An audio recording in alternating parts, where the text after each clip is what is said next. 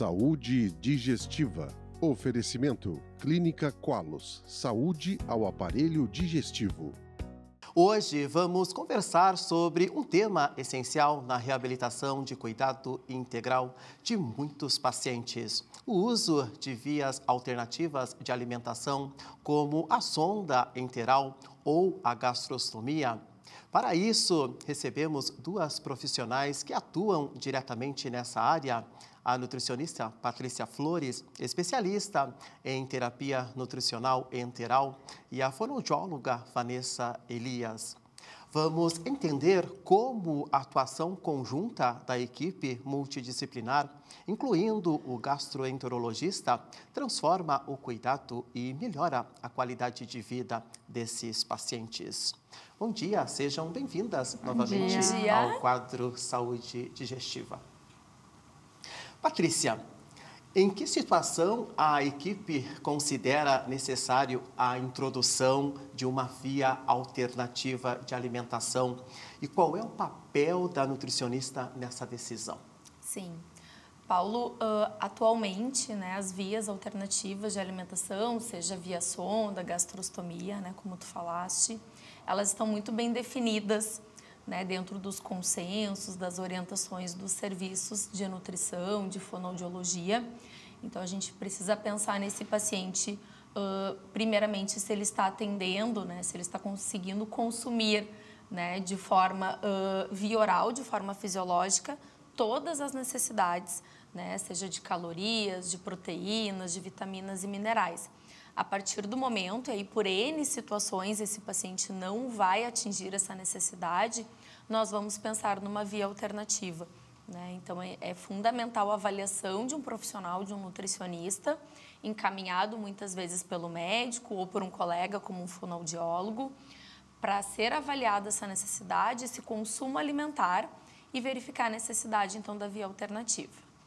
Vanessa, em que momento o trabalho da fonoaudióloga se torna essencial na avaliação de pacientes que podem precisar de via alternativa de alimentação?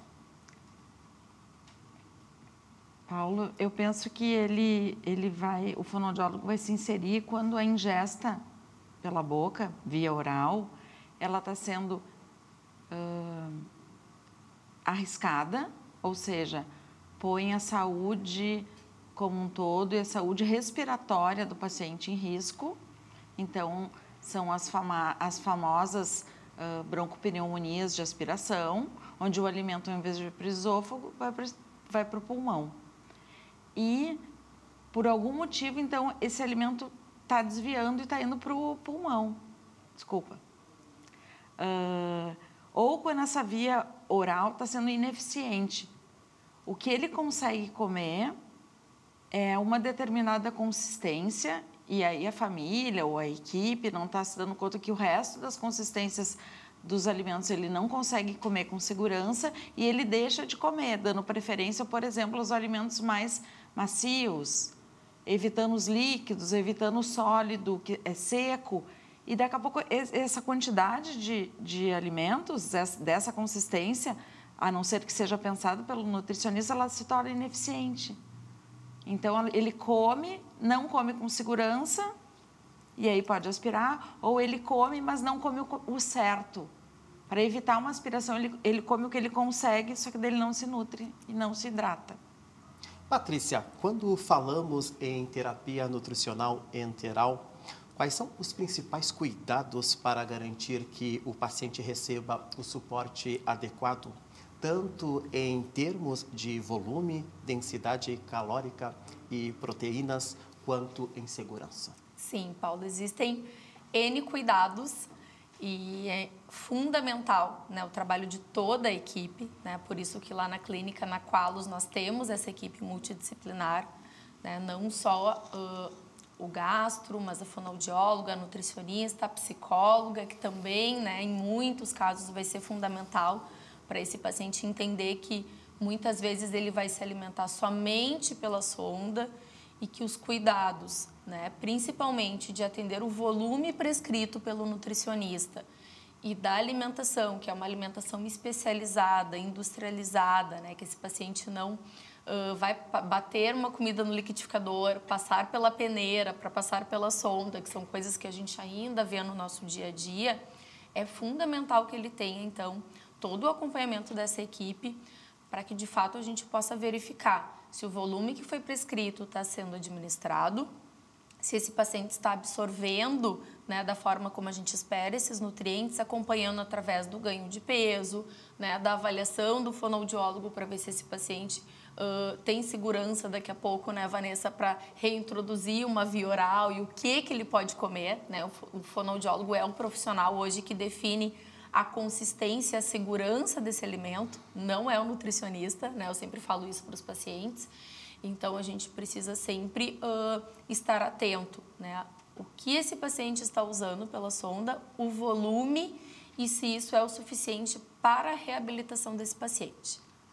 Vanessa, em que momento o trabalho da fonoaudióloga se torna essencial na avaliação de pacientes que precisam de via alternativa de alimentação? Justamente quando ele está principalmente inserido numa equipe multidisciplinar e ele tem condições de avaliar. Então, ele recebe um relato, seu fulano está engasgando, então eu vou primeiro avaliar o desempenho motor e as habilidades de sensibilidade do paciente para ver se ele tem condições de fazer uma via oral, uma ingesta segura. Tá? Muitas vezes o paciente vai fazer uso da via alternativa, da sonda nasoenteral ou da gastrostomia e também vai ter uma via oral. Então, ele vai se alimentar via enteral e via oral. E dentro da via oral, então, o fonoaudiólogo atua prevenindo broncoaspiração, minimizando os riscos, orientando a família, orientando a equipe interdisciplinar e muito positivo e o indivíduo só tem a ganhar quando isso é feito quando ele está num lugar inserido que tenha todos esses profissionais, né? Então, muitas vezes assim até, Paulo, o fato de tomar um remédio que ele pode aspirar, que ele pode engasgar. Então, ele tem a segurança, se necessário, diante um contexto todo, de fazer a via alternativa, é algo que vai estar seguro. Então, o paciente, muitas vezes, ele fica inseguro, a família fica muito insegura. Mas o meu pai não vai botar, minha mãe não vai botar, ele não vai mais comer, ele não vai comer por ali, eu quero que ele coma. Só que tem que ser isso muito bem trabalhado, e aí entra muito o papel do psicólogo. Ele tem condições e quem que quer comer? É o indivíduo que quer ou é a família que quer que ele coma? A gente tem uma frase que é, por vezes até agressiva, mas é via oral para conforto de quem? É do paciente ou é da família? Porque ele, se ele comer pela boca, ele vai engasgar, ele vai ter falta de ar, ele vai ficar secretivo, com uma voz molhada, tosse, mas o pai está comendo. Mas às custas do quê? O gasto energético é maior do que o ganho nutricional, Exato, né, Paty? Exato. Então, o fonoaudiólogo está junto com todas, orientando e trabalhando com todos esses achados que o paciente manifesta. Patrícia, a reabilitação de deglutição é um processo delicado.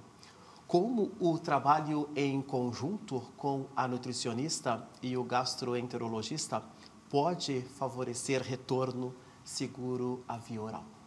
Esse papel, né, que está muito bem definido, né, dentro de uma equipe interdisciplinar, como a Vanessa já disse, né, o papel do gastro, né, que vai fazer a indicação, né, dessa sonda, dessa via. Então, vai ser uma sonda nasoentérica, vai ser uma sonda, né, vai ser uma gastrostomia, quando esse paciente vai ficar, né, um período mais longo ou por muitas vezes definitivo com essa alimentação, né, encaminhando então para a equipe, né, então a nutricionista, a gente vai avaliar esse paciente, vai definir qual a necessidade em calorias, proteína, carboidratos, vitaminas, qual a melhor dieta hoje, né, para esse paciente.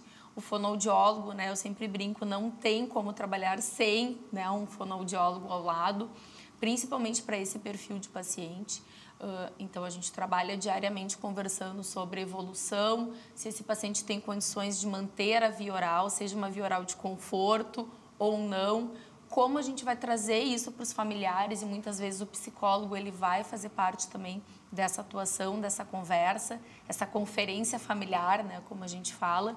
Então, hoje eu digo assim, não tem como o nutricionista trabalhar e atuar sozinho, né? Pensando nos ganhos que esse paciente vai ter, é fundamental o trabalho da equipe interdisciplinar.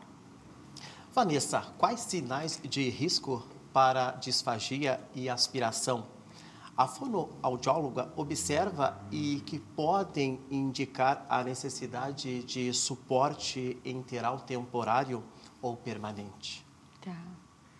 Antes dos sinais, eu acho importante pontuar que o paciente pode estar na vigência de uma alteração importante. Ele recém fez uma cirurgia que envolve uma ressecção de um pedaço da língua. Então, nesse momento, talvez ele vá precisar da via alternativa e não quer dizer que seja para sempre. Então, pode ser durante uma alteração, prévio a uma cirurgia, que eu tenho um caso agora que me veio em mente, o paciente vai fazer uma cirurgia de laringectomia e agora ele já está com bastante comprometimento, então agora ele está fazendo uso da via alternativa até mesmo para poder fazer a cirurgia e complementar todo o tratamento, o fonoaudiólogo atua. Então, depois, durante a reabilitação também. E aí também me vem outra situação, o paciente que tem uma doença neurológica, ele, talvez de manhã ele esteja mais alerta e mais condições de ingerir via oral. À noite ele vai estar mais fatigado, cansado e aí então a sonda vai fazer o papel de nutrição exclusiva.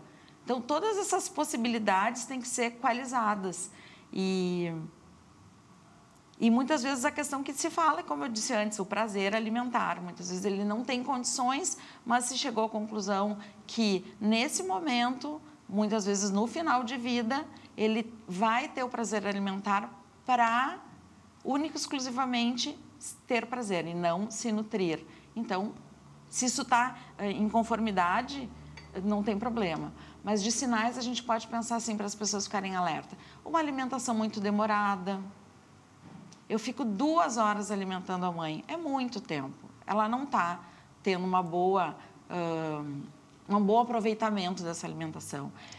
Durante a alimentação, ela tosse, ela espirra, ou depois, que pode ficar restinhos nos caminhos que o alimento percorre. E depois, eu mudo de decúbito, ela deita e começa a tossir. Tem que ficar atenta. Alteração, assim, em seguida da alimentação de temperatura corporal, que indica broncoaspiração, pneumonia de repetição. Todos esses aspectos, assim, o alimento escorre para fora da cavidade oral, então ele não está fazendo contenção desse alimento na boca, o alimento sai pelo nariz, a voz fica úmida. Então, todos esses aspectos me dizem que tem uma disfagia. E diante do quadro da disfagia, tem que se avaliar em conjunto qual é a melhor alternativa para esse indivíduo neste momento. Não quero dizer que isso não seja permanente, mas, independente de ser pontual ou permanente, talvez ele tenha que fazer uso da via alternativa de alimentação. Para estar nutrido, para receber o remédio, para tomar água. Vanessa e Patrícia, agradecemos por estarem conosco no quadro Saúde Digestiva. Nós que Obrigada, agradecemos. Paulo. Muito obrigada. Você já percebeu como, em muitos lugares, a saúde virou só mais um número? Na Clínica Qualos, nós acreditamos que saúde de verdade exige mais. Exige excelência no atendimento, olhar humano e uma estrutura pensada para quem valoriza o que tem de mais precioso, o tempo e a própria vida. Atendemos executivos, famílias e idosos com atenção total, porque na Qualos a sua saúde está em boas mãos. Ambiente moderno, equipe médica de confiança e um atendimento que surpreende desde a recepção até o último detalhe. A Clínica Qualos fica localizada na Avenida Ipiranga, 6.690, no Centro Clínico da PUC-RS, sala 420, 4º andar, em Porto Alegre.